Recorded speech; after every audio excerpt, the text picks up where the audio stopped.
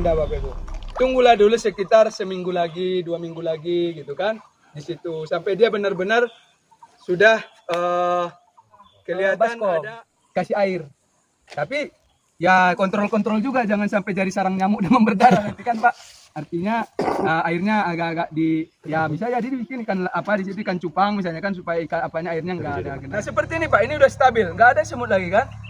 Nah, minimal kalau udah seperti ini stabilnya cukup pakai kapur ajaib lah di aja Pak. Jadi makanya kata Pak Ganda seperti disampaikan Pak Ganda Pak, tidak ada ukuran baku. Ini mau berapa senti, tapi yang sewajarnya lah kan Pak, jangan pula nanti segede korek api. Namanya pecah koloni Pak.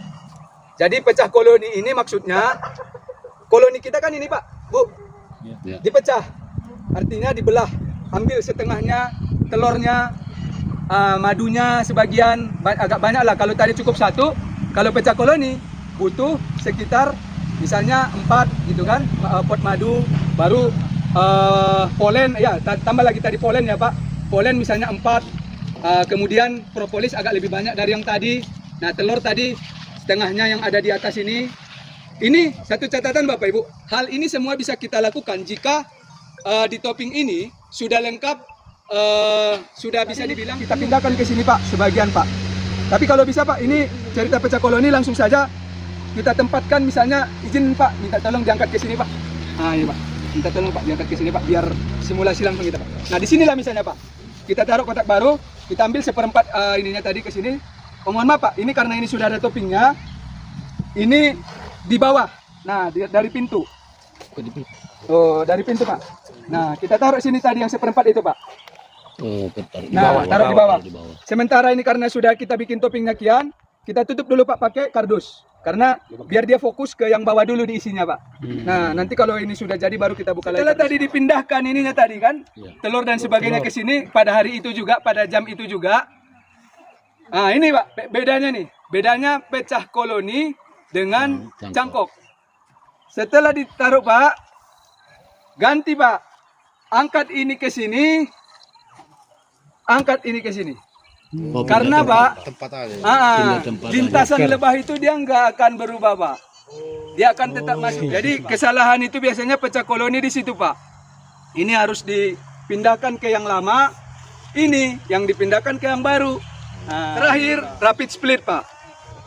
Rapid split kita bikin yang seukuran ini juga. Kita bikin juga lubangnya di tengah. Tapi Pak, sudah seukuran ini kan Pak, kita bikin toppingnya. Yang di tengah adalah yang baru. Jadi yang baru kita bikin toppingnya aja ya Pak. Toppingnya aja. Jangan ikut stopnya Pak. Kita taruhlah itu di antara ini dan yang di bawah. Jadi yang lama ini, topping yang lama ini kita lepas dulu. Kita lepas dulu, kita angkat, baru masuk topping yang baru kita buat. Itu Pak, taruh di tengah. Nah, kenapa dia ditaruh di tengah Pak? Karena dia akan menjadi lintasan Pak, seperti tadi yang cangkok. Nah, itulah Pak dia untuk rapid split ataupun bikin rumah bertingkat. Setelah sekitar 2 minggu, 3 minggu, coba cek, ada enggak? Apa kelebihannya Bu? Satu kalimat saja Bu. Mungkin lebih gampang dikerjakan. Ya, makanya datang peneliti dari Universitas Padjadjaran Bandung. Bikin dia metode rapid split. Itu nggak pakai lubang-lubang, jadi langsung pindahin Pak, gitu kan. Nah, tapi kalau kayak model Pak Syawal, wah, saya kuat nih Pak. Ini sebenarnya Pak belum siap ini Pak, belum siap untuk dipakai. Ini harus dijemur Pak. Nanti semua itu nyampe rumah Pak, buka dulu, jemur. Jemur dari atas, jemur dari bawah, gitu Pak. Ini harus kering betul. Jadi lebah ini Pak, nggak senang dia dengan kayu yang baru. Sebenarnya memang pengalaman saya Pak, kalau sudah ada di sini kehidupan, walaupun misalnya tadi kita beri selang, ternyata mereka bikin lubang baru. Dia nggak mau bunga palsu dan bunga layu. Mana yang mau dipilih silakan, tergantung dari kondisi masing-masing gitu ya.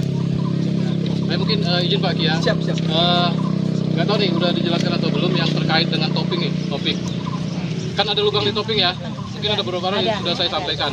itu kalau pada saat koloni kita di kotak scoop baru kita pindahkan dari alam, modelnya model pindahan ya.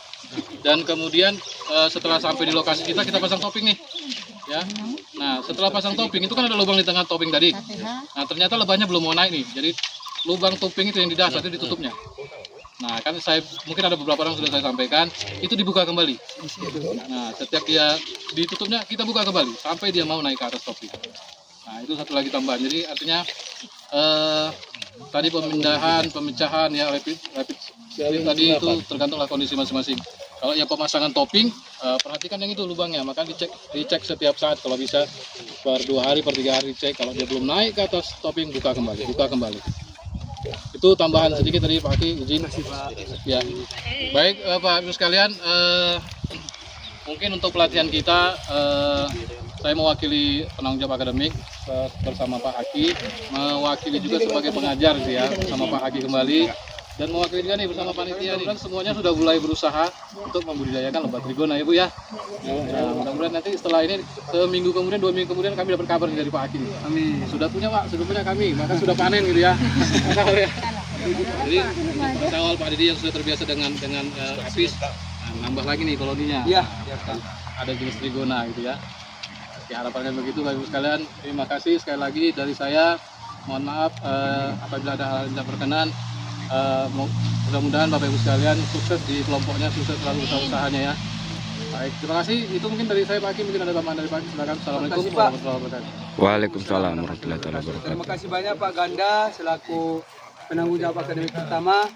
Mungkin Pak kalau saya terakhir satu kalimat saja Pak. Mari kita sandingkan apis dan trigona Pak. Karena Bapak Ibu sudah saya tahu adalah master apis. Jadi kami nanti ingin dengar 5 tahun lagi juga master trigona. Amin. Amin, amin. Pelatihan kelolot trigona. Yes. Baik Bapak Ibu, selamat siang dan horas buat kita semua. Horas. Cair. Ya Pak, silakan dicairkan.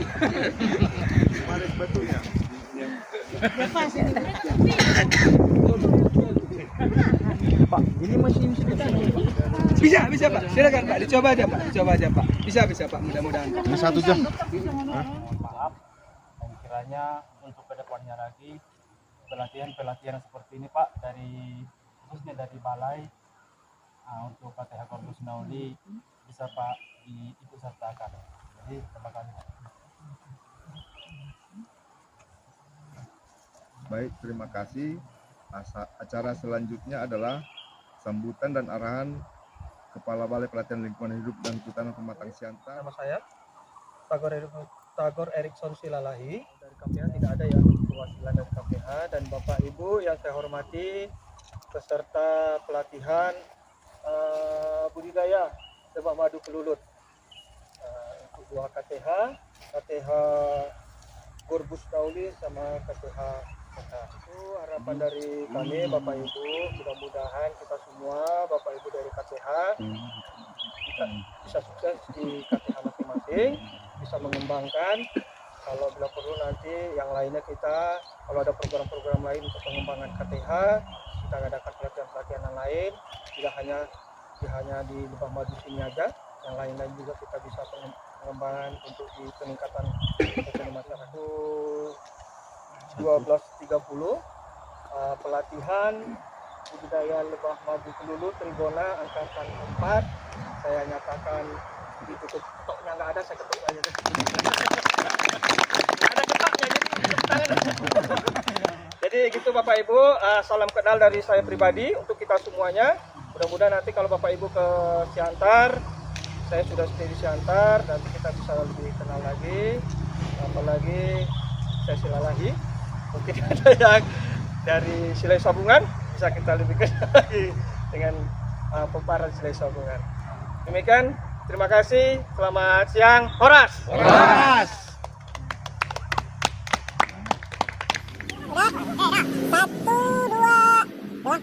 Satu, dua, tiga. Lagi.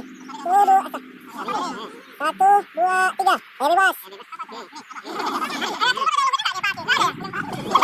Oke, Pak. 1, 2, 3. Sekali lagi. 1, 2, 3.